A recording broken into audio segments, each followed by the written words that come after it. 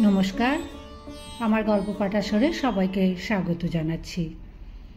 আজ আমি সকল শ্রোতা বন্ধুকে আমার আন্তরিক অভিনন্দন, শ্রদ্ধা এবং ধন্যবাদ জানিয়ে সেই সময় উপন্যাসের 189তম তথা অন্তিম পর্ব পড়ে শোনাচ্ছি।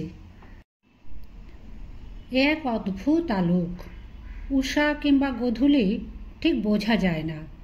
ছায়া ছায়া, হিম, পট পরিবর্তনের সামান্য চঞ্চলতা মাখা। দীর্ঘ ঘুম অকস্মাৎ ভাঙলে যেমন হয়, সব কিছুই অচেনা লাগে। বিপুল ব্রহ্মাণ্ডের মধ্যে নিজের ক্ষুদ্র অস্তিত্বের অবস্থানটা ঠিক ঠাহর হয় না। ঈষৎ শীতের আমেজে গায়ে লেপ্টে থাকে একাকিত্বের আলোয়ান। মনে হয় আর কেউ নেই, অথবা আত্মীয়, বন্ধু, শুভার্থীরা অন্য কোথাও এক স্থানে জড়ো হয়ে ডাকছে, এসো এসো। শুধু একজনেরই সেখানে পৌঁছতে দেরি হয়ে যাচ্ছে। সেই রকম আলো আজ ছড়িয়ে আছে নগরীতে। প্রকৃতি চলে নিজের নিয়মে, তেমনই এই জীবন। দ্বীপ্রহরে কালো মেঘ কিংবা কাকজ্যোৎস্নায় প্রকৃত আলো অন্ধকারে রূপের কোনো হেরফের হয় না। অপরাহ্নের পর ঠিকই সন্ধ্যা নামে। রাত্রির প্রথম প্রহরে সকলেই জেগে থাকে। সদ্য অন্ধকার হওয়া রাজপথ মাঝে মাঝে জুড়ি গাড়ির সহিসের তল্পিদারের হাতের মশালের আলোয় ঝলসে ওঠে। কোনো কোনো বৃহৎ অট্টালিকার ঝাড় লণ্ঠনের বিচ্ছুরিত আভা এসে বাইরে পড়ে। পগারের পাশ দিয়ে সাবধানে কোঁচা সামলিয়ে বাড়ি ফিরছেন হৌজের বাবুরা। অবস্থাপন্ন বাবুরা তখন বাড়ি থেকে নির্গত হচ্ছেন ফেটিং, সেলফ ড্রাইভিং বগি বা ব্রাউহামে, ফ্রেন্ড ও মোসাহেবদের সঙ্গে নিয়ে হাওয়া খেতে। বেলফুলওয়ালা তার ধামায় গুছিয়ে রাখছে তার সন্ধ্যের সওদা। দিন আনি দিন খাইরা মুদি দোকানে চাল কেলবার জন্য ভিড় জমিয়েছে। শোনা যাচ্ছে শঙ্খের ফুঁ, কাসর ও ঘণ্টার আওয়াজ। পূজিত হচ্ছেন বড় বড় অট্টালিকাগুলোর গৃহ দেবতা এবং বিভিন্ন হরিসভা, কীর্তনসভা ও মন্দিরের দেবদেবীগণ। ব্রাহ্ম সমাজগুলির কয়েকটিতে উপাসকেরা জ্বরের মতো নিস্তব্ধ। একমাত্র তাদের আচার্যরা অনর্গল সরব।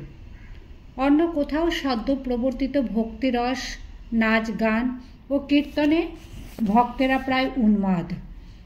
কেশবচন্দ্র সেনকে অনেকে স্বয়ং চৈতন্য জ্ঞানে তাঁর পা জড়িয়ে ধরে কাঁদছে।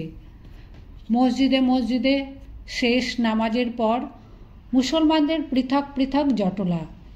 তাদের ভুরুর নিচে প্রগাঢ় ছায়া, বক্ষে আহত অভিমান।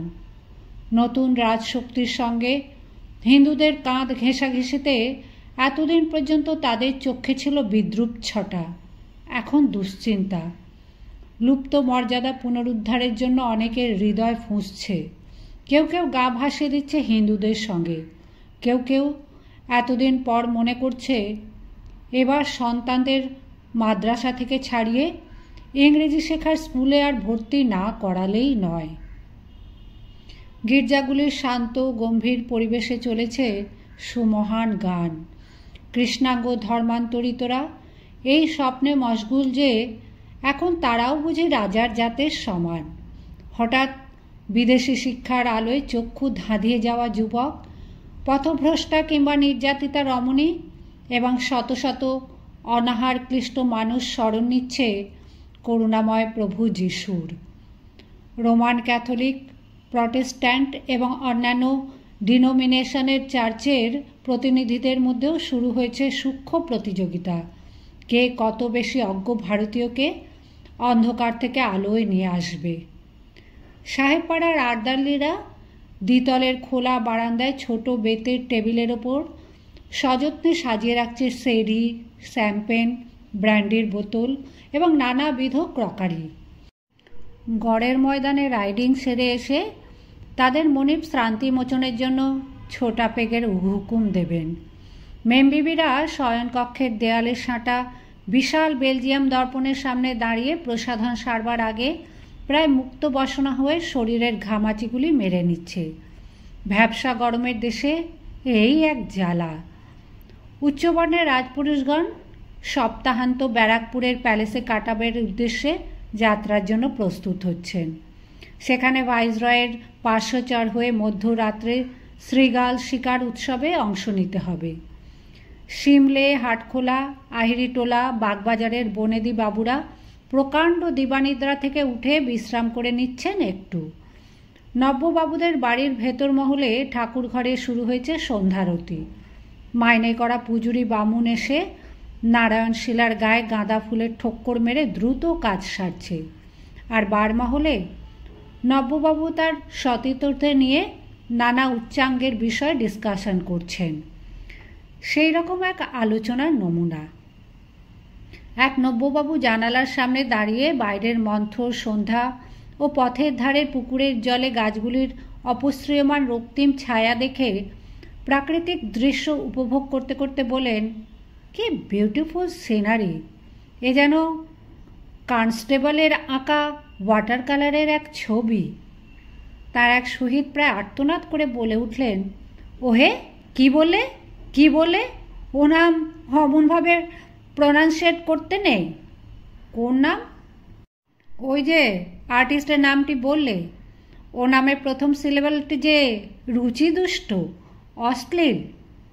প্রথম বাবুটি প্রথমে একটু দমে গেলেও ইংরেজি জ্ঞানে তার কোনো বন্ধুর কাছে হেরে যাবার পাত্র নন। তিনি হো হো করে হেসে উঠে বলেন, ও, তুমি কনস্টেবলের বদলে সেই থিংস্টেবলের ব্যাপার বলছো?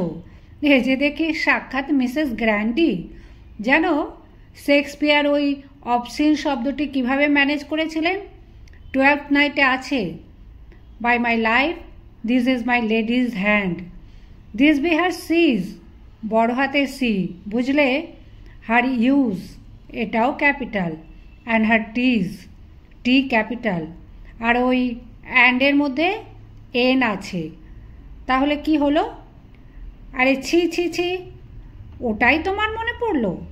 শেক্সপিয়ারই কি ওই শব্দটির বদলে ডিয়ারেস্ট বডিলি পার্ট কিংবা পিকিউলিয়ার রিভার ব্যবহার করেননি? হা হা হা হা, dearest bodily part, peculiar river, কি চমৎকার লাইভলি ডেসক্রিপশন! এও তো ছবি।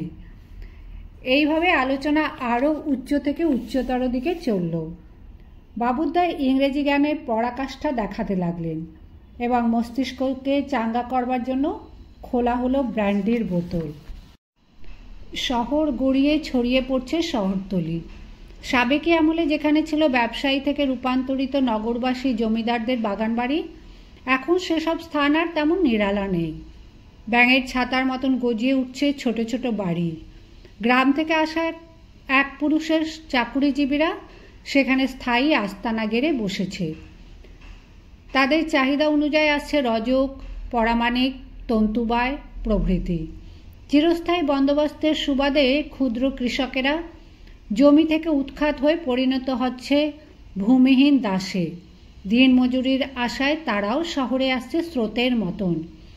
শুধু বাংলা নয়, উড়িষ্যা, বিহার, এমনকি সুদূর উত্তরপ্রদেশ থেকে। শহরতলির বাইরে গ্রাম। রোদ্দুর মিলিয়ে যাওয়ার সঙ্গে সঙ্গেই সেগুলি নিস্তেজ। শত সহস্র যোজনব্যাপী সেই অন্ধকার নিস্তব্ধতা। শহর আছে, শহরতলি আছে, গঞ্জ গ্রাম আছে, কিন্তু দেশ নেই।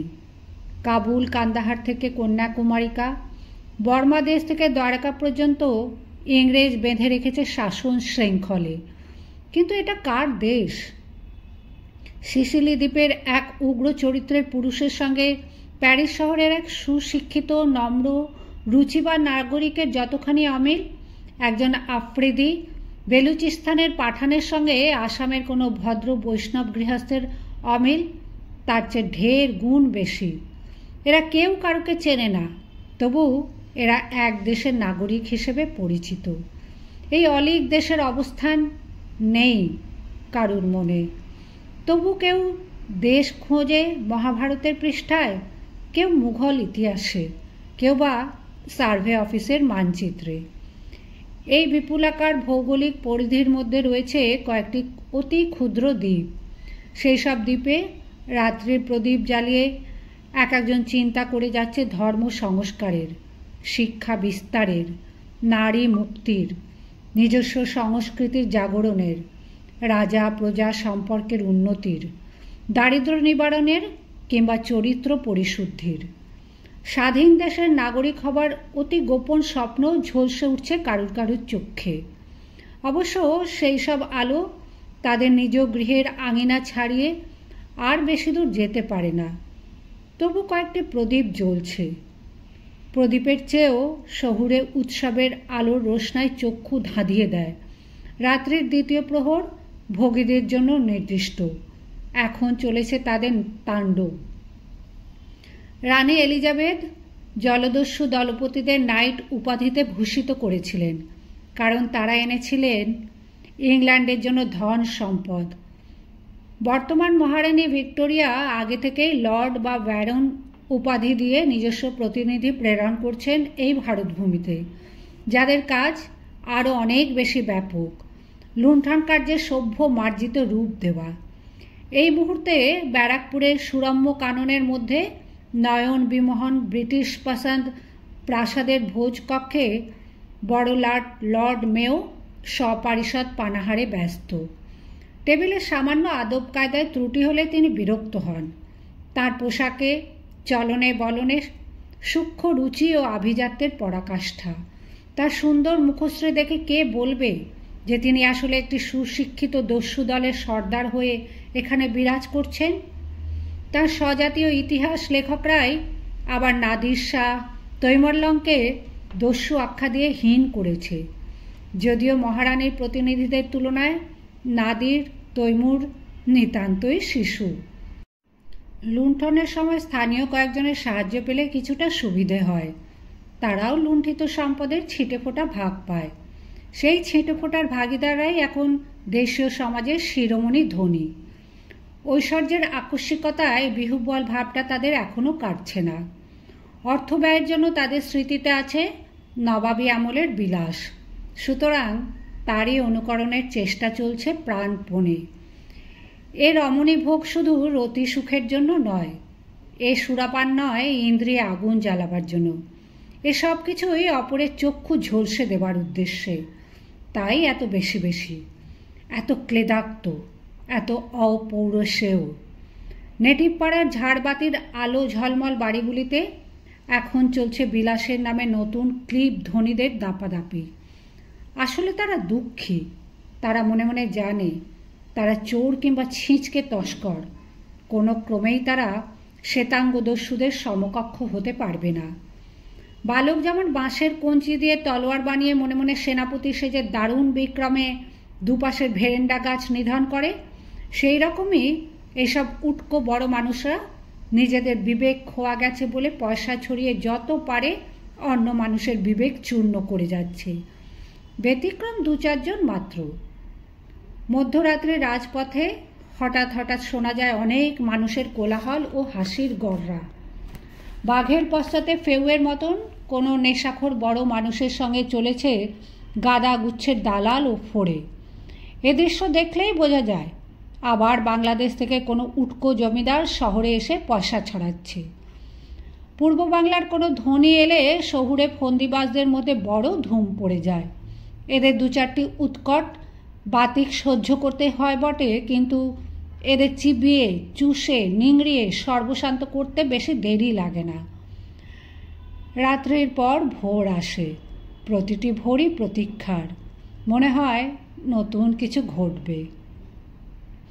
নবীন কুমার বিভ্রান্তিকর আলোর স্বরূপ চিনে যেতে পারল না। জীবনের শেষ কথাটি উচ্চারণ করে অপরাহ্নে তার চৈতন্য বিলুপ্ত হয়েছিল। তার হৃদস্পন্দন থেমে গেল পরদিন প্রত্যুষে। তার সৌন্দর্য পিপাসু মন পূর্ণ যৌবনে এসে একটা বাঁক নিয়েছিল। অকস্মাৎ তাকে চলে যেতে হলো। বেলা এখন 10টা। সারা বাড়ি সম্পূর্ণ নিস্তব্ধ। সম্মিলিত কান্নার ধ্বনি থেমে গেছে কিছুক্ষণ আগে।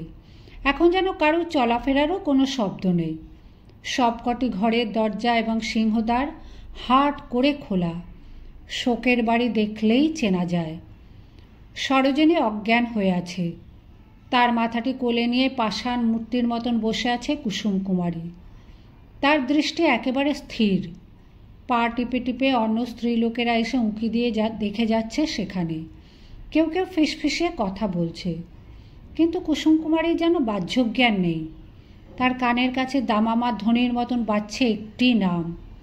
এটা যে তারই অপর একটি নাম তাও ঠিক বলা যায় না, কারণ এই নাম ধরে তো কেউ কোনোদিন তাকে ডাকেনি। তার পুতুল খেলার সঙ্গী ভাগ্যচক্রে যে একদিন তার দেওর হয়েছিল, সে কি মৃত্যুকালে তাকে ওই নাম ধরে ডাকল? না, নামটা শুধু মনে করিয়ে দিল। এ নামের যে কী সার্থকতা তা তো কুসুম কুমারী জানে না। তার জীবনেরই বা কী সার্থকতা? এই প্রশ্ন কিছুদিন ধরেই কুসুম কুমারীর চিন্তায় ঘুরে ঘুরে আসছে। মানুষ বেঁচে থাকে কোন প্রত্যাশায়? তার জীবনটার বদলে কি নবীন কুমার বেঁচে থাকতে পারত না? কাল সারা রাত কুসুম কুমারী ঈশ্বরের কাছে সেই প্রার্থনাই করেছে ব্যাকুলভাবে, হে ঠাকুর, আমার জীবনের কোনো মূল্য নেই, আমার জীবনের বিনিময় ওকে বাঁচিয়ে তোলো। হে ত্রিলোকেশ্বর, হে বিপন্ন পালক, হে করুণাময়, আমার এই অকিঞ্চিৎকর জীবনটা নিয়ে আপনি ওকে পৃথিবীতে রাখুন। উনি অনেক মানুষকে দেখবেন, আমি কাকে দেখব? কুসুম কুমারীর চক্ষু এখন শুষ্ক, কিন্তু যতক্ষণ অচেতন নবীন কুমারের বক্ষে প্রাণের ক্ষীণ স্পন্দনটুকু ছিল, সে তার সব অশ্রু ঈশ্বরের কাছে নিবেদন করেছে। কিন্তু তিনি বধির ও দৃষ্টিহীন, অথবা সামান্য কোনো নারীর অশ্রুর কোনো মূল্য নেই তার কাছে। সিংহদ্বারের কাছে এবার খানিকটা গুঞ্জন শোনা গেল। কয়েকজন ছুটে গেল সেদিকে। কুসুম কুমারী একই রকমভাবে অনড় হয়ে বসে রইল। বাইরে পালকি থেকে নামলেন বিধুশেখর। এখন তিনি সোজা হয়ে দাঁড়াতে পারেন না। তার নাতি প্রাণগোপাল সঙ্গে এসেছে। তিনি তার স্কন্ধে ভর দিয়ে দাঁড়িয়ে মুখ তুলে দেখলেন সিংহসদনের দিকে। বিম্ববতীর গৃহত্যাগের পর তিনি আর এ গৃহে আসেননি। অনেক বছর হয়ে গেল। একসময় এখানে প্রতিদিন না এলে তার চলত না। বিম্ববতী চলে যাওয়ার পর থেকেই বিধুশেখরের শারীরিক অবস্থা দ্রুত অবনতি হতে থাকে। এই শতাব্দীর ঠিক প্রথম বছরে তার জন্ম। এমন কী বা বয়স হয়েছে তার? শতাব্দী শেষ হতে এখনও অন্তত 30 বছর বাকি। হয়তো সেই পর্যন্ত এমন পঙ্গু অবস্থাতেই বিধুশেখর বেঁচে থাকবেন। সমগ্র প্রাসাদটির ওপর বিধুশেখর তার একচক্ষু দৃষ্টি বোলালেন। এতদিন পরে এলেও এখনও এ বাড়ি তার নিজের বাড়ি বলে মনে হয়। এ বাড়ির মানুষদের নিয়তিও তার করায়ত্ত ছিল। তিনি ইচ্ছে করলে এই অট্টালিকার ধুলোয় মিশিয়ে দিতে পারতেন যে কোনো দিন। একটা দীর্ঘশ্বাস ফেলে বিধুশেখর বললেন, চল। সিঁড়ি দিয়ে উঠতে যে এখন তার শরীরের সবকটি হাড়ের জোরে অসম্ভব যন্ত্রণা হয়। মুখবিকৃতি না করেও কয়েক ধাপ সিঁড়ি উঠেই তিনি হাঁপাতে লাগলেন। গঙ্গানারায়ণ ছুটে এসে অন্য দিক থেকে তাকে ধরতে আসতেই তিনি হাত তুলে বললেন, থাক থাক, আমি নিজেই পারব। বিধুশেখর এখনও গঙ্গানারায়ণের স্পর্শ বাঁচিয়ে থাকতে চান। বরাবরই তিনি যতদূর সম্ভব অন্যের স্পর্শ বাঁচিয়ে চলেন। তার নাতি প্রাণগোপাল এখন বেশ বলিষ্ঠকায় কিশোর। সেও একলা দাদুকে টেনে তুলতে পারছে না। বিধুশেখর আবার দুধাপ উঠলেন। হাঁপড়ের মতন ওঠানামা করতে লাগলো তার বুকের পাঁজর। গঙ্গানারায়ণ বলল, এক কাজ করলে তো হয়, আপনি একটা চেয়ারে বসুন, তারপর কজনে সেই চেয়ার শুদ্ধ আপনাকে তুলে নিয়ে যাবে। এ প্রস্তাবে আপত্তি না জানিয়ে বিধুশেখর চুপ করে দাঁড়িয়ে রইলেন। গঙ্গানারায়ণ নিজে ছুটে ওপরে গিয়ে তার পিতার লাল রেশমি গদিমোড়া মেহগনি কাঠের কেদারাটে নিয়ে এলো। বিধুশেখরকে সেটাতে বসিয়ে 3-4 জন মিলে ধরাধরি করে নিয়ে এলো নবীন কুমারের ঘরে। ধপধপে সাদা চাদরে গলা পর্যন্ত ঢাকা, হাত দুটি বক্ষের ওপরে আড়াআড়ি। নিমিলিত চক্ষু। নবীন কুমারকে দেখলে মনে হয় কেউ নাম ধরে জোরে ডাকলেই সে জেগে উঠবে। কেদারা ছেড়ে উঠে দাঁড়িয়ে বিধুশেখর চলে এলেন নবীন কুমারের শিয়রের কাছে। তারপর তার ঠোঁট দুটি নড়তে লাগলো, যেন তিনি কোনো কথা বলছেন, কিন্তু কণ্ঠ দিয়ে কোনো স্বর বেরোচ্ছে না। ঘরে বহু লোক এসে ভিড় করেছে। বিধুশেখরকে সমীহ মিশ্রিত ভয় করে না এমন কেউ নেই। সেই জন্য কেউ কোনো শব্দ করছে না এবং সকলেই চেয়ে আছে বিধুশেখরের দিকে। একবার মুখ ঘুরে খানিকটা উদ্ভ্রান্তের মতন বিধুশেখর মানুষগুলিকে দেখলেন। তার মুখে শোক তাপের কোনো ছাপ নেই। তিনি যেন কাকে খুঁজছেন। তারপর তিনি জিজ্ঞাসা করলেন, এ কে? এ কি সত্যিই আমাদের সেই ছোটকু? এ প্রশ্নের কোনো উত্তর হয় না, তাই সকলেই নীরবে রইল। পেছন দিকে ফুঁপিয়ে উঠল কজন। শোকের বাড়িতে সকলেই যে শোকে কাঁদে তা নয়, কাঁদতে হয় বলেও অনেকে কাঁদে। ছোটকুর এমন কঠিন ব্যামো হয়েছে, আমায় কেউ কোনো খবর দেয়নি কেন? এ প্রশ্নেরও কোনো উত্তর হয়নি। শয্যাশায়ী রুগ্ন বিধুশেখরকে আগে খবর দিলে সুরাহাত কিছু হতো না, বরং তাকেই অকারণে উদ্বিগ্ন করা হতো। নাতের দিকে ফিরে বিধুশেখর বললেন, গোপাল, ছোটকুকে যে আমি তোর মতন বয়সে দেখেছিলুম, বড় দুরন্ত, বড় তেজি, কিন্তু কি মেধা! তারপর কবে যে সে এত বড়টি হলো কিছুই তো মনে পড়ছে না। আমায় কিছু না জানিয়েও চলে গেল। হ্যাঁ? প্রাণগোপাল বলল, দাদু, আপনি অন্য কোনো ঘরে বসবেন, চলুন। বিধুশেখর শুষ্ক স্বরে বলল, হ্যাঁ তাই চ, আমি আর এখানে থেকে কি করব? বৃদ্ধ দিবাকর এসে বলল, বড়বাবু, বলছিলুম কি? দিবাকর বুঝেছে যে বিধুশেখর যখন এসে পড়েছেন তখন পরবর্তী কার্যকলাপগুলি সম্পর্কে তাঁর মতামত নিয়েই ব্যবস্থা করতে হবে, নইলে তিনি ক্রুদ্ধ হবেন।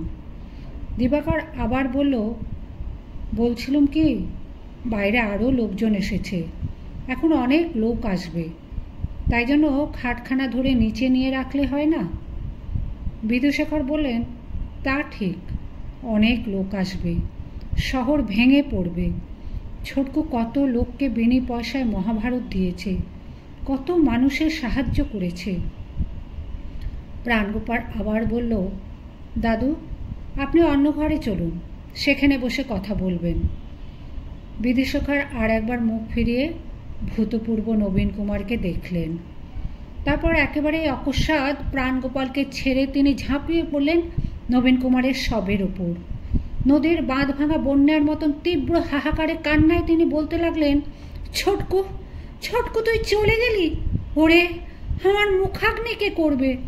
ছোটকু, ছোটকু, ওরে, তুই যে আমার সব, আমাদের কত পুণ্যের ফলে তুই আমাদের ঘরে এসেছিলি। ছোটকু, ছোটকু, তুই তোর মায়ের কাছে যাচ্ছিস, আমাকে ফেলে গেলি। এই সুদীর্ঘ জীবনে বিধুশেখর কম মৃত্যু দেখেননি। সবাই বলে ওর বুকখানা পাথর দিয়ে গড়া। তার চোখের সামনে তার স্ত্রী ও কন্যারা শেষ নিঃশ্বাস ফেলেছে। তার ঘনিষ্ঠতম শহীদ রামকমল সিংহ শেষ চক্ষু বুঝেছেন তারই কোলে মাথা রেখে, তবু কখনো তিনি স্থৈর্য হারাননি। সেই বিধুশেখরকে এমনভাবে ভেঙে পড়তে কেউ কোনো দিন দেখেনি। সারা বাড়ি থেকে লোক ছুটে এলো এই অবিশ্বাস্য দৃশ্য দেখবার জন্য। নবীন কুমারের মুখখানি চেপে ধরে প্রবল কান্নার সঙ্গে বিধুশেখর ওই কথাগুলিই বলে চলেছেন। তাকে টেনে তোলা যায় না। শেষ পর্যন্ত জোর করেই তাকে তুলে আনতে হলো, কারণ পোস্তা রাজার এক ভাই ও রানী রাসমণির জামাতা মথুরামোহন বিশ্বাস নবীন কুমারকে শেষ দেখার জন্য এসেছেন। আরও অনেক গণ্যমান্য ব্যক্তি অপেক্ষা করছেন নিচে। বিধুশেখরকে এনে শুইয়ে দেওয়া হলো অন্য একটি কক্ষে। তিনি কিছুতেই বাড়ি যাবেন না, এখানে সব শেষ হওয়া পর্যন্ত থাকবেন। তিনি বালকের মতন অবোধ হয়ে পড়েছেন। মাথা ঝাঁকে ঝাঁকে বলছেন, না না না, তোরা আমায় যেতে বলিস না। বারবার তিনি উঠে নবীন কুমারের কাছে যেতে চান। তাকে ধরে বসে রইল প্রাণগোপাল। সেই অবস্থায় বিধুশেখর রইলেন মধ্য দুপুর পর্যন্ত। তখন শোনা গেল এবার মৃতদেহ বাড়ির বার করা হবে। পুরোহিতগণ সেই রকমই নির্দেশ দিয়েছেন। সে কথা শুনে বিধুশেখর বললেন, তিনি আবার দেখতে যাবেন ছোটকুকে। শয্যায় উঠে বসে তিনি এক হাতের উল্টো পিঠ দিয়ে অশ্রু মার্জনা করতে লাগলেন। ধীরে ধীরে তার মুখখানি বদলে যেতে লাগলো। তার সুস্থ চক্ষুটিতে ঝিলিক দিল পুরনো কালের ব্যক্তিত্ব।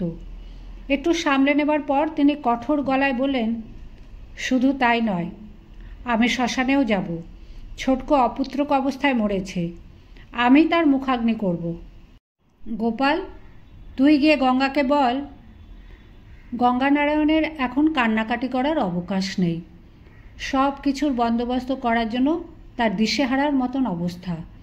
অবশ্য দ্বীপ্রহরের পর তার বন্ধুদের মধ্যে গৌরদাস, রাজনারায়ণ ও বেনি এসে পড়েছেন। তারা পরামর্শ দিতে লাগলেন। একটি নতুন পালঙ্ক, নতুন গদি, বালিশ, চাদর ও ফুলমালা দিয়ে প্রস্তুত করা হয়েছে শেষ শয্যা। নবীন কুমারকে সাজানো হয়েছে বর বেশে। এখনও তার মুখখানি তাজা। কয়েকজন মিলে যখন ধরাধরি করে নবীন কুমারের শরীরটি তুলছে, তখন প্রাণগোপাল সেখানে দাঁড়িয়ে। প্রাণগোপাল এখন প্রেসিডেন্সি কলেজে অধ্যয়ন করে, অতিশয় মেধাবী ছাত্র। এই বয়সে সে রুসো, ভলতেয়ারের রচনা পড়ে ফেলেছে এবং কোঁতের পজিটিভিজমের তুলনায় সে রুসোর সাম্যতত্ত্ব বেশি পছন্দ করে। নবীন কুমার অনুবাদিত মহাভারতও সে পড়েছে। নবীন কুমারকে সে ছোট মামা বলে ডাকত, কিন্তু নবীন কুমারের সঙ্গে তার ঠিক ঘনিষ্ঠতার সুযোগ হয়নি।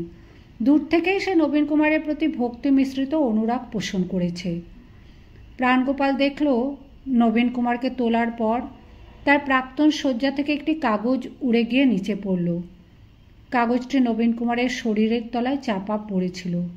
তাতে অনেক কিছু লেখা, তারপর ছিটে ছিটে রক্ত লাগা। তবু কৈশোরের কৌতূহলে সে তুলে নিল কাগজটি, কিন্তু তখনই কাগজটির লেখাগুলি পাঠ করার সুযোগ সে পেল না।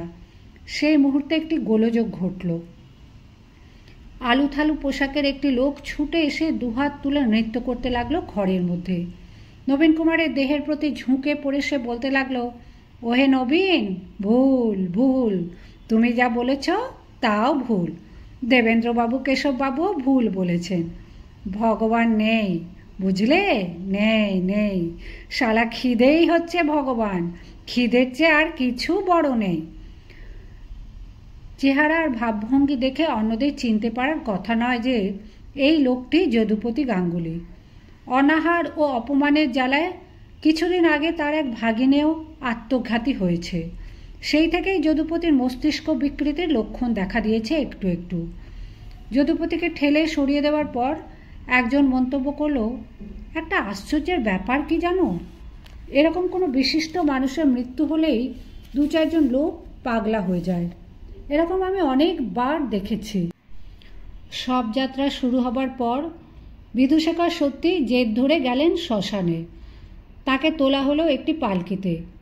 প্রাণগোপাল আর গেল না। এ বাড়ির অন্দরমহলে সে খুবই কম এসেছে। এখন ঘুরে ঘুরে দেখতে লাগলো। কুসুম কুমারীর কোল থেকে সরিয়ে নিয়ে যাওয়া হয়েছে সরোজিনীকে। কুসুম কুমারী তবু সেই রকম জোড়াসনে বসে আছে একই জায়গায়। কয়েকজন স্ত্রীলোক তাকে নানা কথা বলে তোলবার চেষ্টা করছে, কিন্তু কুসুম কুমারী নিশ্চুপ। দ্বারের পাশে দাঁড়িয়ে প্রাণগোপাল কুসুম কুমারীকে একটুক্ষণ দেখল। তার মনে হলো, ইনি কি সদ্য বিধবা হয়েছেন? শ্মশানের কাজ শেষ হলো অনেক রাত্রে। নিজের কক্ষে এসে শুতে যাবার আগে সেজ বাতিটি নেভাতে গিয়ে প্রাণগোপালের মনে পড়ল সেই কাগজটির কথা। সে কামিজের পকেট থেকে কাগজটি এনে মেলে ধরল আলোর সামনে। কাগজটিতে নবীন কুমারেরই হস্তাক্ষর, তবে খুবই কাঁপা কাঁপা।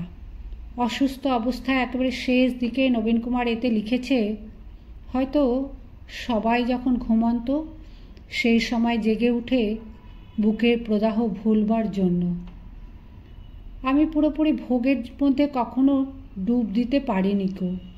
কেউ যেন আমার ঘাড় ধরে পেছনে টেনেছে। আবার পুরোপুরি মোহমুক্তও হতে পারিনি। কেউ যেন আমায় ঠেলে দিয়েছে মোহের দিকে। এক দুর্ভাগা জাতির আমি সন্তান, যে জাতি আজও পরপদানত। এখন আমি নিজেকে দিয়া সেই জাতির সকলকে বিচার করিতেছি। আমি অনেক সময় কোন দিক সম্মুখ আর কোন দিক পশ্চাৎ অপসরণ তাহা চিনতে পারি নাই। এ অজ্ঞানের ঘোর কবে কাটিবে? পূর্বপুরুষের পাপ আমারে দংশিল কি? ধর্ম বলো, জাতি বলো, শিক্ষা বলো আর সাহিত্য বলো, যদি সকলকে একসঙ্গে জড়াইতে না পারে তাহলে কোনো সুফল নাই। আর আমার বুকে বড় ব্যথা। এ কি আমার সব ভুলের জন্য? হ্যাঁ, ভুল করেছি, আবার ঠেকে শিখেওছি তো বটে। চন্দ্রনাথের নিকটে যে রমণীকে দেখিয়াছিলাম, কেন তাহার কথা এখনও এত মনে পড়িতেছে? তিনি আমার কে?